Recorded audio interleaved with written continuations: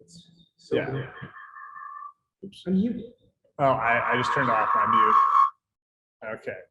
So anyways, I just wanted to talk real quickly about a couple of things that are going on. So I don't know if anybody here attended last Saturday's SQL Saturday, but they had a SQL Saturday at the University of North Florida. And while I was there, I saw a presenter who was presenting on this application where he used Node.js and Angular and Redis.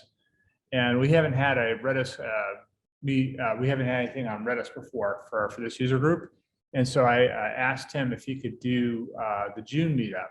And I think he's tentatively said yes. So, but it looks like we have a speaker for next month as well on Redis. And that's something I personally have an interest in.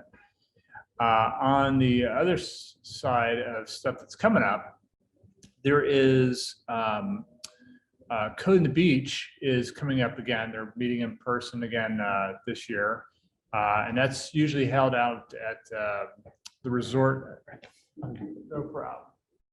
That's usually held out at the resort down at the Ocean One, I think is the name of the hotel resort and stuff like that. So, so that's coming up as well. And also, I just want to mention that we're always looking for speakers for the JaxNode user group. So if anybody here has a presentation or they're working on something that's kind of interesting, please hit me up. It doesn't have to be Node.js specific. It can be a technology that's related or people used along with Node.js. We tend to do a lot of server side and client side type stuff. So we had a presentation last year. It's pretty popular. It covered Kubernetes, and so microservices and Kubernetes are all interesting topics as well. So anybody that wants to cover one of those topics, please let me know. And with that, that's about all I had. It's about 6:15, so I think it's okay. I can hand it back to you. That works. All right. So I'm going to make Anthony the host and mute myself.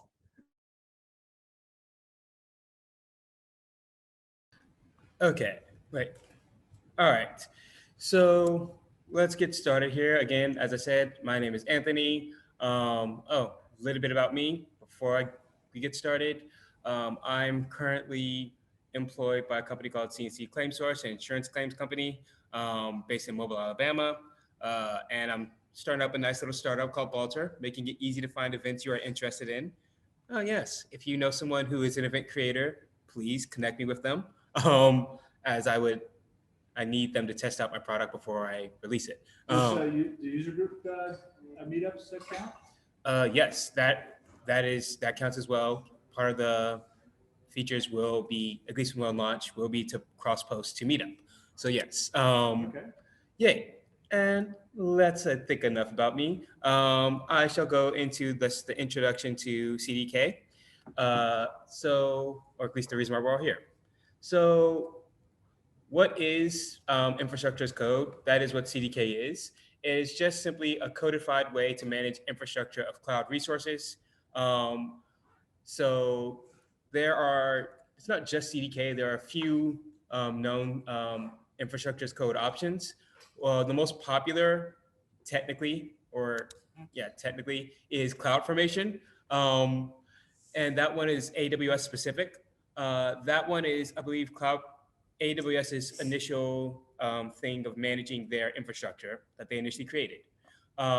It's very, very detailed and very, very powerful. However, it can be not fun to be a beginner when learning CloudFormation. It's very, very daunting. AWS SAM is another implementation that they made that converts to CloudFormation. That one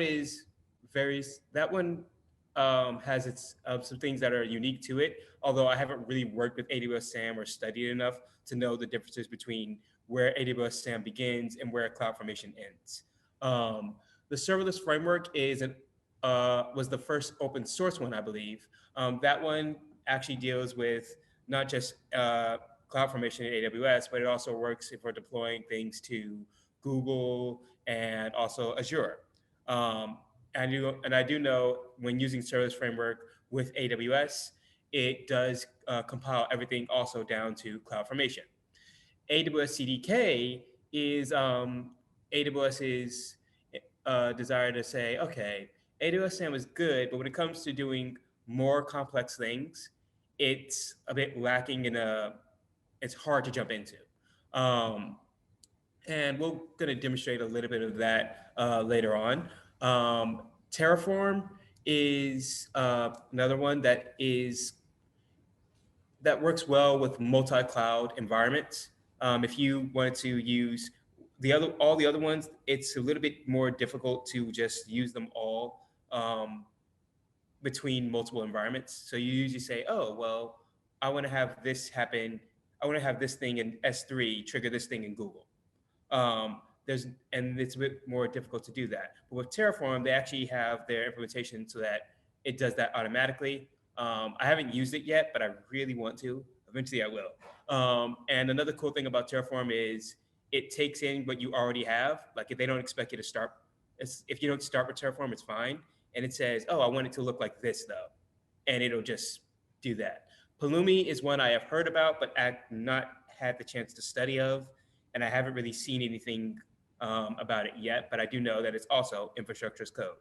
And Hello? oh, not yet. Go ahead. Is there any way that you can share the presentation on Zoom?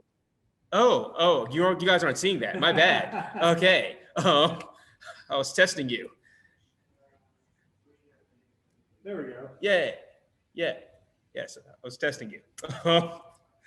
But yes, and Pulumi does that one. So the benefits of infrastructure as code is that, and I highly recommend if you ever want to introduce somebody to using AWS resources or using any of the cloud resources, use infrastructure as code, mainly because if you make a mistake, it's a lot easier to catch. If you wanted to say, oh, I would need to do X, Y, Z, you could see the code and say, oh, here is what it should look like. Here is the differences between those steps.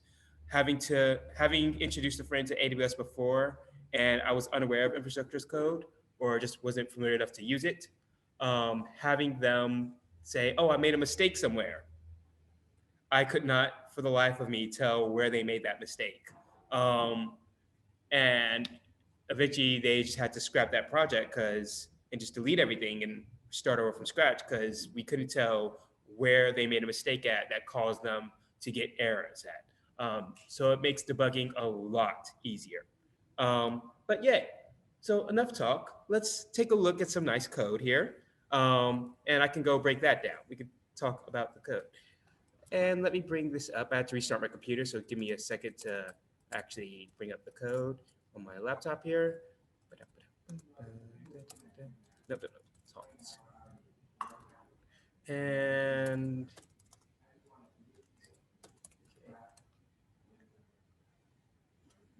yeah, okay, that worked out well. And let me make my code much, much bigger because that would get really, really confusing. Is it Control Shift? I think it's like Control Plus or Control Plus. There you go. There it is. Okay. All right. So in every single CDK project you are given, you kind of want to start here. This isn't what it looks like when you get started. This is actually a little bit more built out. Hang on. Oh yeah, no worries. Okay. And let me close this because I don't plan on deploying. Actually, I might deploy.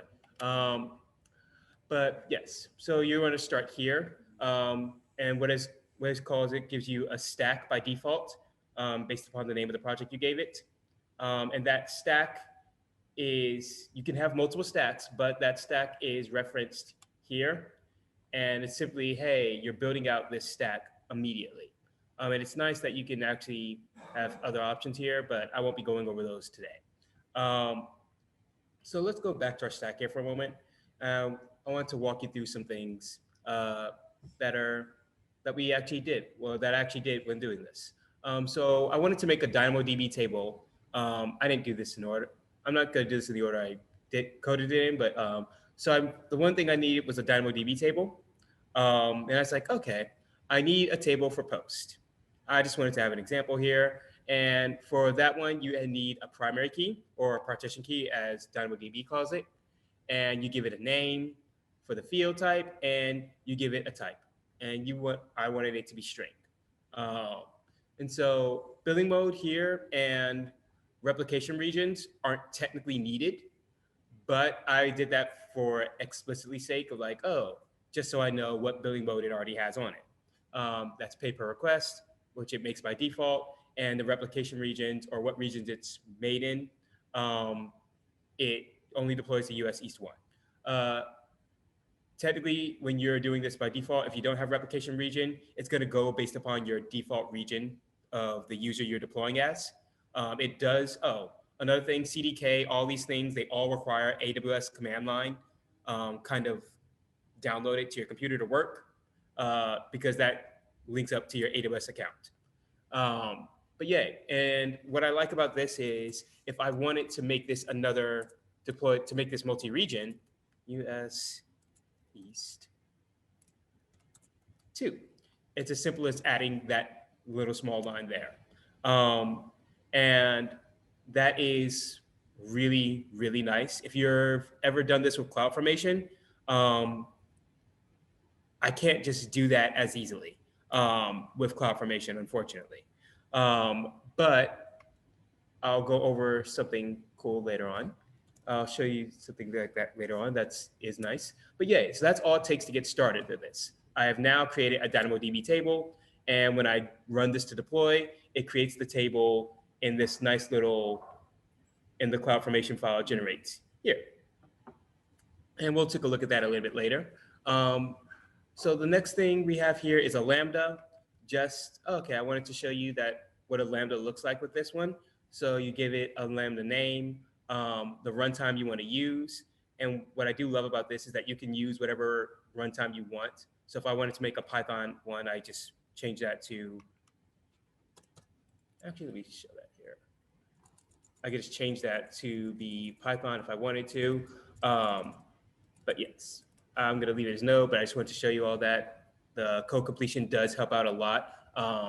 Yeah, and the codes, that's simply saying what directory it's going to be looking for this, all that. And I have that set up into my Lambdas directory. Yeah, and then the handler, where it just takes in the name of the file and the handler.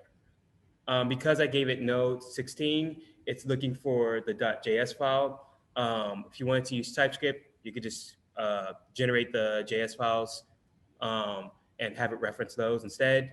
And I'm also giving it environment variable. Oh, okay, I did not mean to do that. But yes, I'm also giving it an environment variable. Sorry, I'm just trying to make sure I don't have anything else that needs to be saved. There we go. And I also give an environment variable for post table, and just saying, passing it the table name. And this is really, really nice of like, that's pretty darn simple to do. And if I wanted to make another table and give it another environment name, like, it's relatively easy. And finally, I needed to grant read data to this get list one. And I'll go over why that in a second. Actually, I'll skip down here to the API. I decided to make an AppSync API. It's the one I'm just using a lot more now. And I happen to like AppSync and GraphQL, worked with it a little bit. It just takes in the name, where our scheme is coming from, and you have multiple authorization abilities that you can set. And I decided to go with the type of, I want to have a user pool. I was like, okay.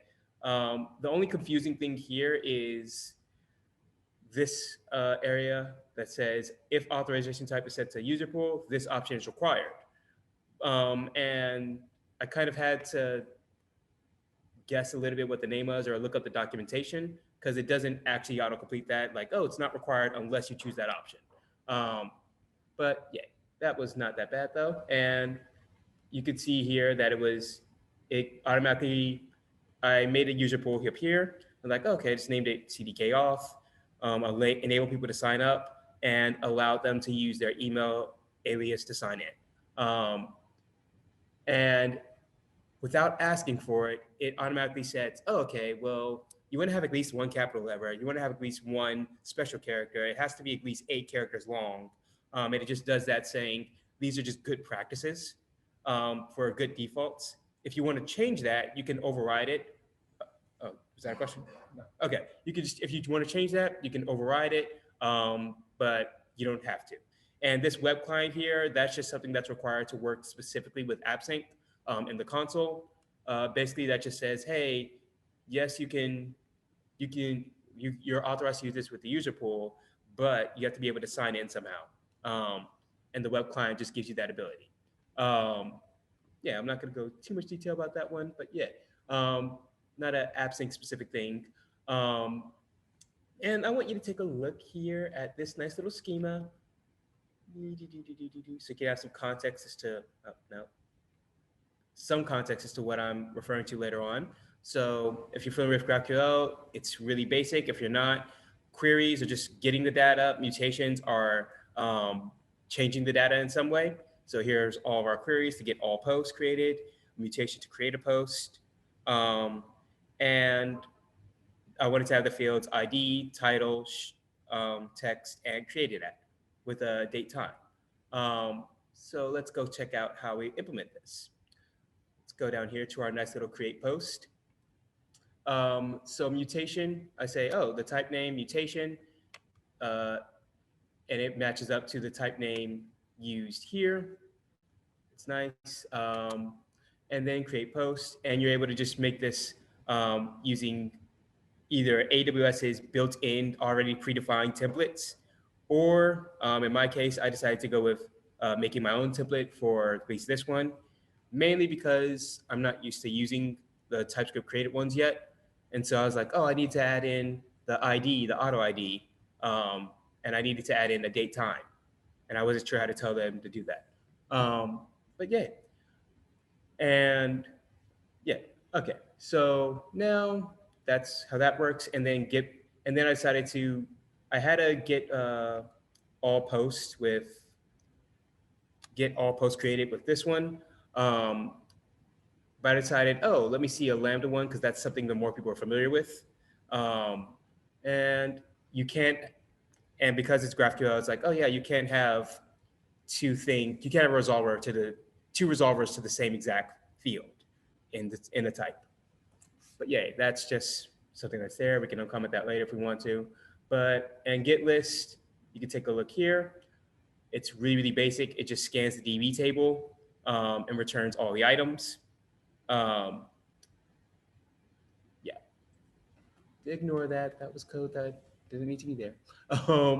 But yes, that's just really basic of what it does. But it's it was super easy to just define this. Like, hey, I wanted to make a data source, and I make it okay. Get list function. It remembers. It uses our get list. It uses the get list lambda. And then now that I have that data source created, I could create a resource on. I can create a resolver on that data source. And so this is pretty easy and strange to get started, though there are some caveats that I personally don't prefer. And this is mainly like how I picture resolvers working. And this is just from using something else, another infrastructure's code. Each one has their strengths and weaknesses, and I got used to using it differently. So when I gave, as an example here for grant read data, I actually don't particularly like doing this because it grants you reading it in every single shape and way. So like, hey, if I have multiple queries, you can read all the data that's in that table. And I'm like, oh, no, I don't want you to do that. I just want to do very, very specific. And you can go through and create an IAM role to be that specific. Okay. That is very, very simple or with time, but I was just on a time crunch. Mm-hmm. So I was like, okay, but yeah, CDK, it is useful for the very, very complex things and like very, very complex scenarios. And I'm going to go over one today.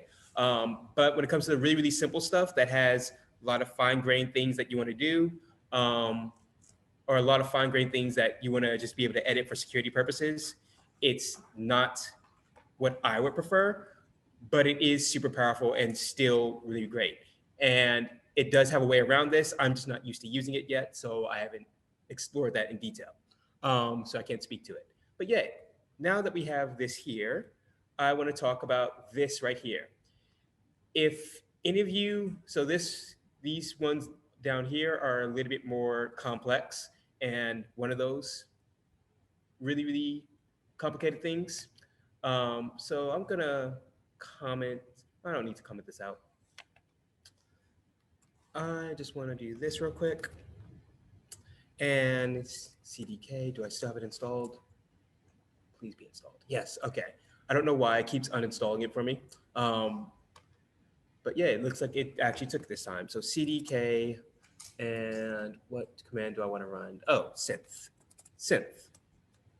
to generate, I can't remember what I have left in CDK out, but synth just simply does, it generates all the CloudFormation files that you would need.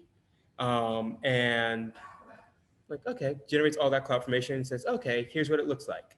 And let's take a look at that just to see specifically what this does. Yay. Okay, so here is a CloudFormation file. For those about 100 lines or so, it generated about 1,800 lines of CloudFormation code. And you're like, okay, that's pretty in-depth, but I'll say about 500 of those lines are just CDK configuration that you wouldn't need normally, but still. So let's take a look here, and this is number 1 or 2. This is number 1, so 744.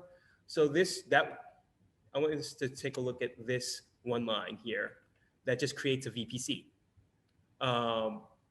And it made the assumption like, okay, you want a VPC, and it lets you customize these things if you want to, but otherwise, okay, this is going to take a lot longer than I thought. It gives you about just under 500 lines of CloudFormation code specifically designed for dealing with the VPC. It gives you subnets, NAT gateways, routing tables that you didn't have to configure at all.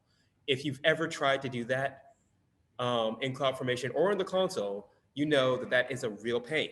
And so to just do that with, oh no, just one line, that is absolutely beautiful. And it's like, oh, I can go into it if I want to, but I don't have to. Then I decided to create, then I was using this to make a cluster because I wanted to do something with Fargate based on a tutorial I found. And yes, that is linked in the code and at the end of the presentation.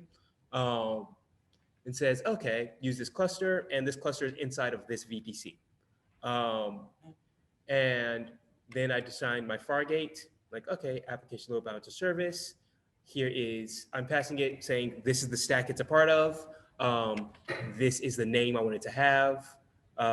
And here's the cluster I wanted to use. The CPU, I gave it the smallest memory I could because I'm kind of broke. The memory limit, 512, again, smallest I could just because money. And then we used an image of a generic Nginx image saying, oh, and I am not that skilled at this. Like, I've never worked with Fargate at all before this. So it's pretty easy just to Google it and be like, oh, if you know what you want to do, you can Google an example of it or find an example of it that exists. And now let us deploy this. Oh, dang, I should have deployed this like a while ago. Sorry, this may take 254 seconds. That's okay. Mm-hmm. We can ask questions while it's running. Yes, okay, that works. So in profile personal, I just have my AWS CDK credentials for my personal one. I'm like, oh, this is the one I want to use. And okay, that you're doing the thing, right? You're doing it? It's thinking. Yeah, it'll get there. It's gonna ask me a question in a second and says, oh, okay, it's compiling all that stuff. It's gonna say, well, this should change everything. This is gonna change permissions. Are you sure you want to do this? although maybe it won't do that on the first try. If you do add extra IAM permissions, it does check with you every single time. Like, oh, do you want to do this? But yeah, okay, it's just going to deploy, I guess. But yeah, are there any questions while we wait on that? Yeah, so I was just going to ask a quick question about the different language options. Obviously, you chose TypeScript here. Yes. But like, for instance, if you wanted to do this in Python, could you do it in Python? I know C# is like an option. What are some of the options for writing, for configuring these? Yeah, great question. So you'd have Python, C#, Java, JavaScript, and is it Go? Golang, yeah. I want to say Go. I'm not sure. And the thing I actually loved about this is this Fargate one, the VB2 subnets and everything. I took that from a Python course. I took that from someone who was demonstrating it in Python. Okay. And it was like the differences between them are similar enough that you can say, oh, okay, here's the difference. And you actually go to the documentation page. Actually, let me bring that up because that documentation page originally was annoying to me. It's like the SDK is probably very similar. Isn't it? Yeah, the SDKs are all designed to be very, very similar. Like, oh, no, this is the same function here. And the steps you would take to use it, where are you? There you are. Okay, and the steps you would take to use it are the same in every single one of them. Like, oh, okay, no, example and Control plus. There we are. There we go. So yeah, so let's say for TypeScript, it's in the AWS CDK lib folder, and it is AWS_ECS_patterns. In Python, it's AWS. Yeah. So these are the different names, but essentially the way you use them is all very, very similar. Not the exact same, like there's some slight differences, but here is the cluster, the memory limit, and the options I was using, including environment variables. Now let's take a look at that from the Python side. Okay, hold up here. Okay, here it is. Here is cluster, memory limit, CPU, and the image options again. So it's pretty similar. Like you don't have to wonder, oh, is it going to be vastly different between languages? So if you're reading someone else's tutorial on how to do this in Python or how to do it in whatever language, it's pretty easy to pick up and adapt it to your language. Granted, I say that as someone who uses Python, right? Who likes using Python a lot, but like it's not as bad as it could be. Like I expected it to be. I was like, oh, it's that easy? That's it? Okay. And they all work the same. That's really, really powerful to me. But yeah, and is it Yes, it is. Wow, that was fast. There was, okay, 117 seconds. But yay. So as you see, here is a link to the default Nginx image. It just created that automatically for me. And here is our GraphQL query that I won't be able to actually use right now, just because I'm pretty sure I'm not going to be logged into my AWS account. And this one, I actually didn't click this link. I don't know what this goes to. That one just refuses to open. I don't know why. But yeah, that is kind of my presentation here. Yay. Oh, there is some other thing that I forgot to mention here. That's kind of important. What time is that? Okay, yeah. So let's see here. Constructs. If you notice, you'll have this construct here. And I actually do want to go and check out. Actually, I'll go from here. So yeah, we looked at code. And let's go take a look at some extra learning resources here.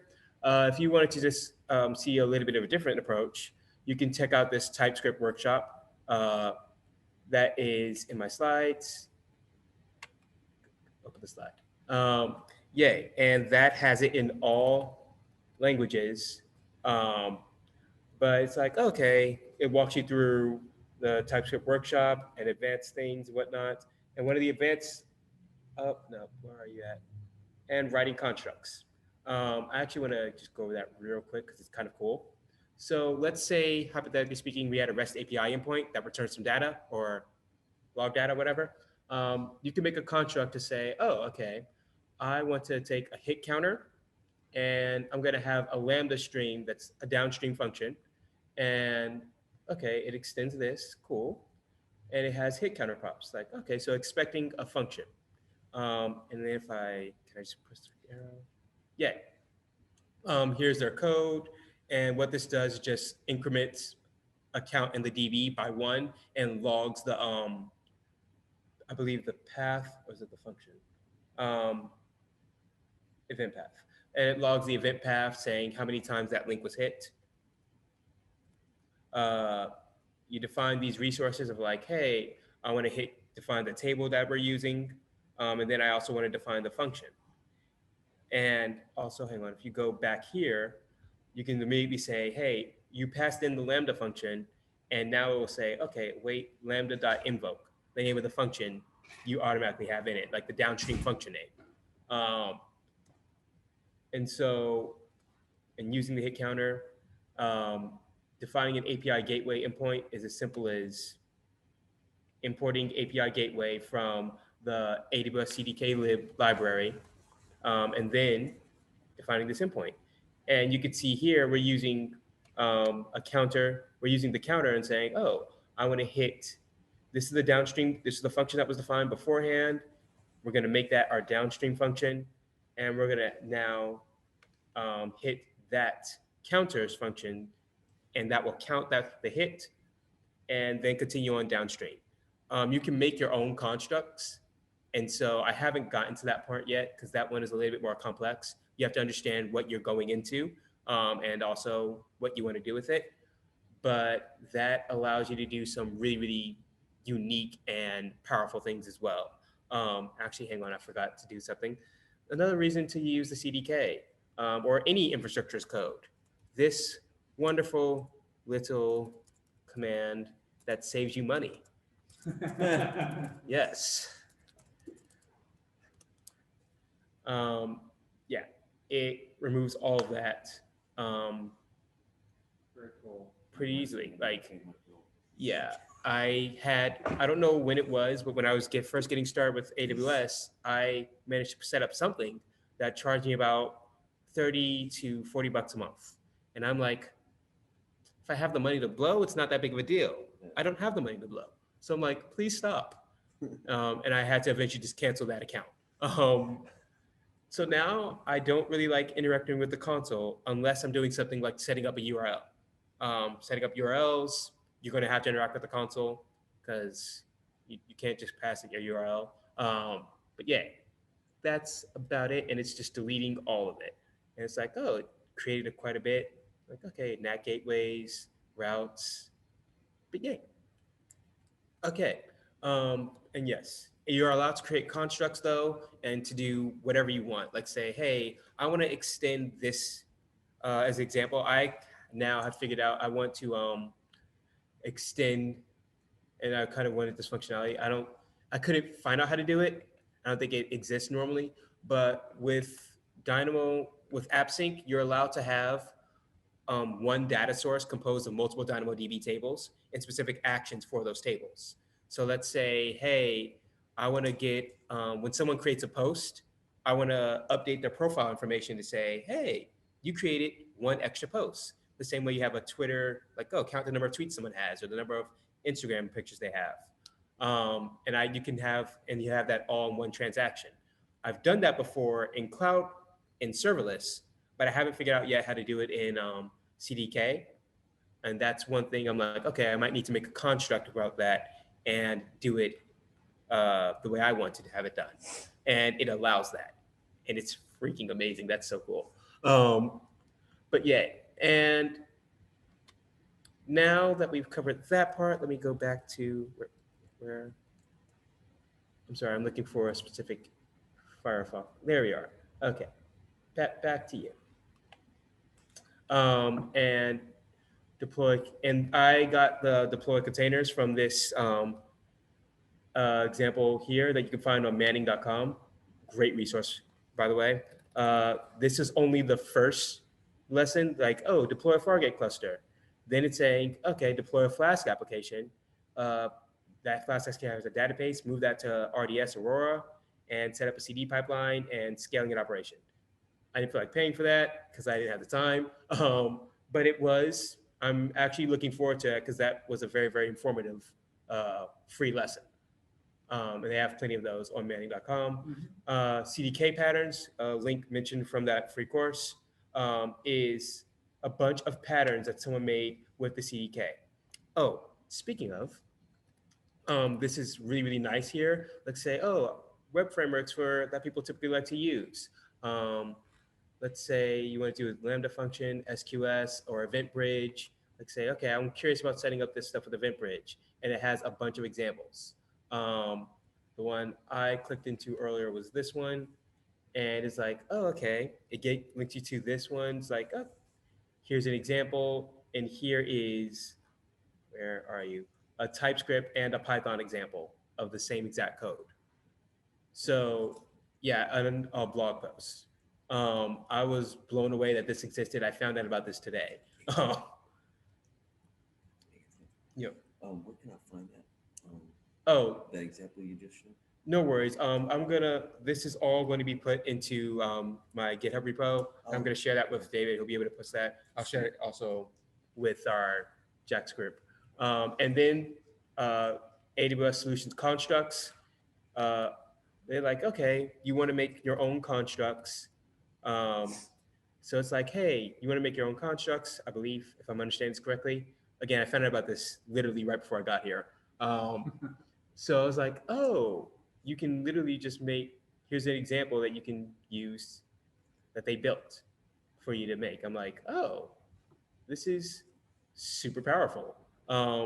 So when it comes to making constructs, you have examples to follow and things you can say, oh, I want to be able to do X, Y, Z. Yeah, I'm more of a doer than I am a reader. And another thing to keep in mind when working with this nice little framework, just some things, just a little gotcha that might come up. So originally I had this, and that is from version 1. So most things got moved to be directly onto AWS CDK-lib. Not everything though. And yeah, so that's why I ended up using this alpha. So Okay. if you ever see something that's like, hey, I'm using this and it's not working exactly how I want it to, more than likely speaking, the version has just been updated and they've changed things with it and how to use it. So you need to go look at the documentation for that specific thing and verify that you're importing the right version. Like sometimes, actually, when I Googled this, okay, it's not up, that link's not up there. But when I Googled the documentation, is that it? Yeah, when I Googled this documentation, it'll sometimes take you to version 1. And you want to make sure you're using the version the right version, because you will get errors if you try and mix those two. Like, hey, you're missing some stuff. I'm like, what? No, I'm not. That was my only gripe about getting started with it. But yeah, it's super great for, and I'm going to stop the share now. Yeah, in my opinion, CDK is super great for those really, really complex things that you're building out really, really amazing structures. For simple ones, but if you're not used to using the YAML, by all means, start with CDK. You don't have to worry about that. For simple ones, though, I found I get a lot more control with serverless framework, and I kind of like that one's for if I'm not doing something complex. But yeah, when you do want to do complex, the CDK, if you know you were going to want to use something that's complex or with EC2 instances and a hybrid functionality, I think the CDK is a great place to go to. I saw something that said you can compile it down to Terraform, and I haven't found anything about that, unfortunately. Or at least I saw it mentioned offhandedly once, and I'm on the wrong screen. Okay. Yay. And that is all I have for this presentation. Awesome. Hang on, I'm going to mute myself. Awesome. All right. And Your host. I'm host. So please stop sharing your screen. All right. I think there's some questions here. Let's see here. Oh, no, you already answered them. Yeah, sorry, Okay. I missed that one. No problem. All right. Well, I want to thank everybody who attended over Zoom. We're going to go ahead and stop the recording now. But like I said before, if anybody has any questions or whatever, please feel free to reach out to me. We're going to post the slides and the sample code up on our GitHub page. Yeah, so everybody can take a look at that after the meeting. And once again, everybody, thanks for coming out. All right.